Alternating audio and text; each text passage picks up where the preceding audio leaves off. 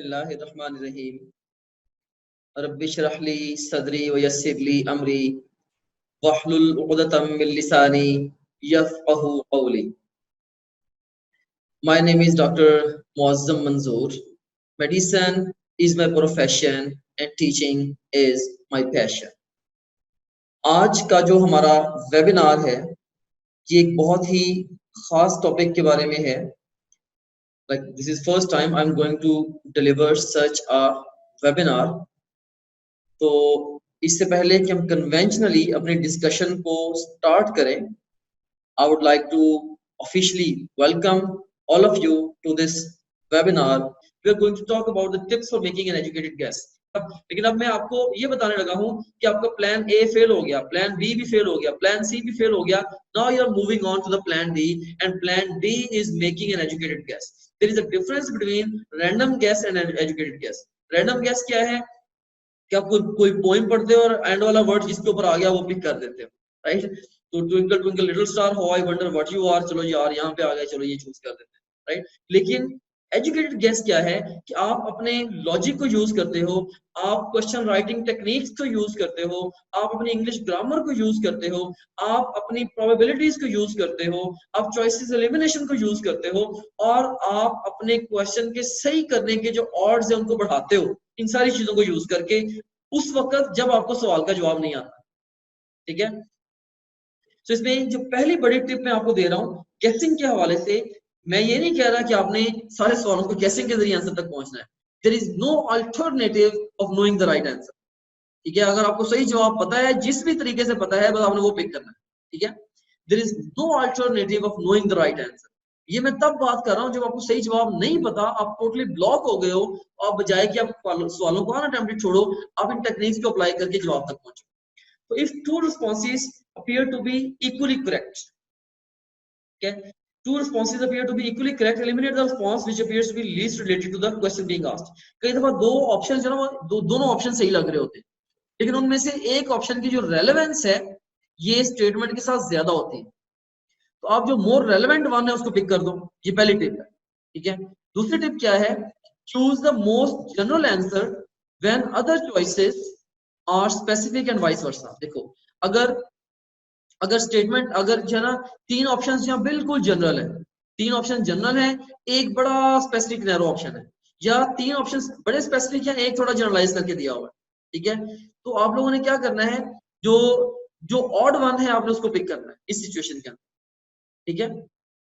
जैसे ओके, उसके बाद फिर नेक्स्ट आप देखो, जैसे ऑलवेज एक स्टेटमेंट है जिसके अंदर ऑलवेज है, एक स्टेटमेंट है जिसके अंदर नेवर है, एक स्टेटमेंट है जिसके अंदर यूजुअली है. अब इसमें देखो जो एब्सोल्यूट वाले हैं उनको आप छोड़ दोगे, और दूसरा वाला आप जो है रिलेटिवली जो जनरल जो डिफरेंट ऑप्शन है, ऑड वन है, अब उसको चूज करोगे. अच्छा, उसके बाद फिर अगर तीन ऑप्शन शॉर्ट है और एक लॉन्ग है, आपने लॉन्ग वन को चूज करना है. क्यों? क्योंकि एग्जामिनर्स का एक बहुत बड़ा मसला होता है. मसला ये होता है कि they have to give you something in the question so as to enable you to answer the question. और कोई भी एग्जामिनर ये नहीं चाहता कि मुझे कल को ये सुनने को मिले कि जी ये सवाल इनकम्प्लीट था तो इस वजह से जो है वो लाइक हमें स्कोर दिए जाए, सारे बच्चों को मार्क्स दिए जाए, ये सवाल ही गलत था. तो एग्जामिनर क्या करता है, वो अपने आंसर को एलिब्रेट करने की कोशिश करता है, क्योंकि एग्जामिनर ने आपसे पहली नहीं बुझवानी. एग्जामिनर ने आपको सारी इंफॉर्मेशन देनी है जिसकी बेस पे अपने आंसर तक पहुंचना है. तो ऐसा करने में कई दफा एग्जामिनर्स क्या करते हैं, जो बहुत ज्यादा स्मार्ट एग्जामिनर्स नहीं होते, वो जो सही जवाब है उसको थोड़ा सा ज्यादा एलेबोरेट कर देते हैं. अगर बाकी ऑप्शंस के दो वर्ड्स हैं उसके वो तीन वर्ड्स बना देते. तो जो रिलेटिवली लॉन्गर आंसर्स होते हैं वो उनकी प्रोबेबिलिटी ज्यादा होती है कि यही वाले क्वालिफाइंग आंसर्स हों, राइट? इसके साथ आप देखें कि choose answer with a mid value या middle value when others are higher और लोअर. अब देखें ना, फर्स्ट करें कि एक सवाल है जिसका जवाब है जिसका जवाब है 50. मुझे पता है क्वेश्चन है जिसका आंसर है 50. अब मैं ऑप्शंस क्या डालूंगा? मैं ऑप्शंस डालूंगा 25, 50, 75 एंड 100. ठीक है? अब देखिए कि एग्जामिनर्स की हैबिट होती है ना, अगर 50 जवाब है एक आध इससे नीचे डाल दो, एक आध इसके ऊपर डाल दो, राइट? तो इस तरीके से जो है एग्जामिनर्स क्वेश्चन राइट करते हैं. यहाँ पे भी सेम आइडिया है कि आप लोगों को अगर गेसिंग करनी है, नंबर्स में से गेस करना है, आप मिडिल वैल्यू में से गेस करो. उसके बाद फिर अगर दो जवाब है बिल्कुल एक जैसे, दोनों का मतलब बिल्कुल हूबहू एक है, राइट? इसका मतलब यह है कि दोनों ही जवाब नहीं है. दोनों अगर सिमिलर हैं, क्योंकि अगर एक ही समझ लेंगे एक ही सिमिलर आंसर्स हैं, इसका मतलब ये दोनों ने एक दूसरे को रूल आउट कर दिया, दोनों ही नहीं हो सकते. उन दोनों को एलिमिनेट करके बाकी में से गैस मारो। अगर फर्ज करो कि दो ऑपोजिट जवाब हैं, फॉर एग्जांपल कि जैसे enzyme activity increase with temperature और डिक्रीज विद टेम्परेचर, ठीक है। अब ये दो डिफरेंट ऑप्शन ऑपोजिट डायरेक्शंस में ये जवाब है, तो ऑफ कोर्स अब आप इसके लिए इसका मतलब ये होगा कि इन दोनों में से ही कोई जवाब है, ठीक है। तो जब सिमिलर होंगे दोनों एक दूसरे को रूल आउट कर देंगे, जब ऑपोजिट होंगे तो दोनों एक दूसरे की तसल्ली दे देंगे यार इन दोनों में से ही कोई जवाब है, ठीक है। फिर आप उन दोनों में से सोच के आप सही आंसर तक पहुंचो। ऑलराइट, फिर नेक्स्ट क्या है, टिप नंबर 6 क्या है हमारे पास यहाँ पे है जी, tip number 6, choose the answer that agrees grammatically. जैसे अब देखा ना कि अगर फर्स्ट स्टेटमेंट के एंड में अगर ए या एन आ रहा है, राइट, या सिंगुलर प्लूरल आ रहा है, उसके मुताबिक स्टेटमेंट और ऑप्शन जो है ना आपस में अगर ग्रामेटिकल कंसिस्टेंट होंगे ना तो उनके सही होने की चांसेस ज्यादा है। फॉर एग्जांपल देखा ना कि अगर स्टेटमेंट के एंड पे ए आ रहा है, राइट, और ऑप्शन जो है इसका मतलब ये हुआ कि वो नॉन वावल से स्टार्ट होना, उससे स्टार्ट होना चाहिए, नॉन वावल से स्टार्ट होना चाहिए। अगर ठीक ए या एन अगर आ रहा है, ठीक है, या इस तरह से अगर स्टेटमेंट के एंड स्टेटमेंट सिंगुलर आंसर की तरफ लेके जा रही है, ऑप्शंस के अंदर आपने सिंगुलर ऑप्शन को ढूंढ एंड सो ऑन। तो ग्रामेटिकल कंसिस्टेंसी जो है ये भी कई दफा हेल्प कर देती है for choosing the right answer. Tip number 7 क्या है, choose the answer most synonymous with the keywords in the question statement. जब आप पूरे क्वेश्चन को पढ़ते हो ना, उसके अंदर जो कीवर्ड्स होते हैं, कुछ एक दो वर्ड्स ऐसे होते हैं जो मेन वर्ड्स होते हैं, तो उनके साथ जो बहुत ज्यादा क्लोज ऑप्शंस हैं आप कोशिश करो आप उनको चूज करो। टिप नंबर 8 क्या है, अगर फर्स्ट करो 4 ऑप्शन है, उन चारों में से आपको 3 ऑप्शन का पता है यार ये मैंने सुने हुए, और एक ऑप्शन ऐसा है जो आपने कभी भी नहीं सुना होगा। बच्चे गलती ये करते हैं कि बच्चे कहते हैं यार मुझे क्वेश्चन का आंसर नहीं आता, तो इसका मतलब है कि जो मुझे नहीं आता वही वाला जवाब है, वो जो अननोन ऑप्शन है उसको चूज कर देते हैं। याद रखना एग्जाम में जो जवाब होगा, सही जवाब, वो कभी ना कभी आपके दिमाग से गुजरा होगा, ठीक है, आपके लिए नया वर्ड नहीं होगा। सो अगर फेमिलियर और अननोन ऑप्शन में से आपने चूज करना है, आप फेमिलियर वन को चूज करोगे। टिप नंबर 9 क्या है, choose the option which sounds most logical to you. अब मंतक लगा लो अपना, मंतक के लिहाज से आपको लगता है यार ये वाला बेहतर लग रहा है, ये वाला इस तरह से रूल आउट हो रहा है, तो लॉजिकली जो आपको बेहतर लगता है उसको चूज कर दो। और उसके बाद फिर avoid answers with absolutes in them. और जैसे मैं आपको देखिए आपको एक क्वेश्चन में पूछता हूँ, क्वेश्चन है कि which of the following statement is correct regarding vectors, ठीक है। अब पहली स्टेटमेंट क्या है, vectors can never be added and subtracted by simple arithmetic means.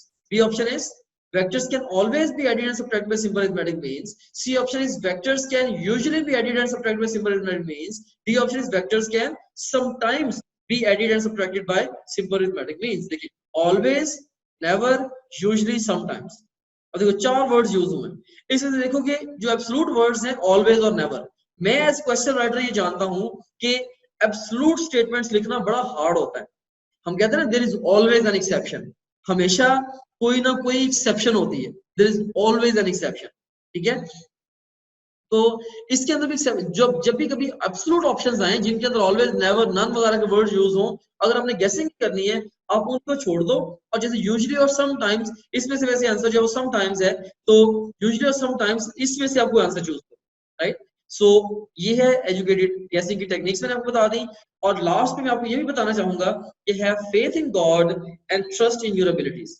अल्लाह की जात पे भरोसा रखें और अपनी सलाहियतों के ऊपर आपको एतमाद होना चाहिए कि आप कर सकते हो। यहाँ पे एक ये नोशन भी आपके सामने है, faith is not believing that God can, Allah कर सकता है ये फेथ नहीं है, ठीक है। It is knowing that God will, ये यकीन कि यार अल्लाह कर देगा, कर सकता है बिलीव, ये फेथ नहीं है, कर देगा ये जरा कह लेंगे ये फेथ है। सो अल्लाह आपका दाखिला कर सकता है यूनिटी में, ये फेथ नहीं है, अल्लाह ताला आपको दाखिल कर देगा ये फेथ है, ठीक है। So have faith in God. अपनी तरफ से अगर आपने बेहतरीन मेहनत की है, अब आप बिल्कुल भरोसा रखें कि आपको आपकी मेहनत का जो फ्रूट है वो मिलना ही मिलना, राइट।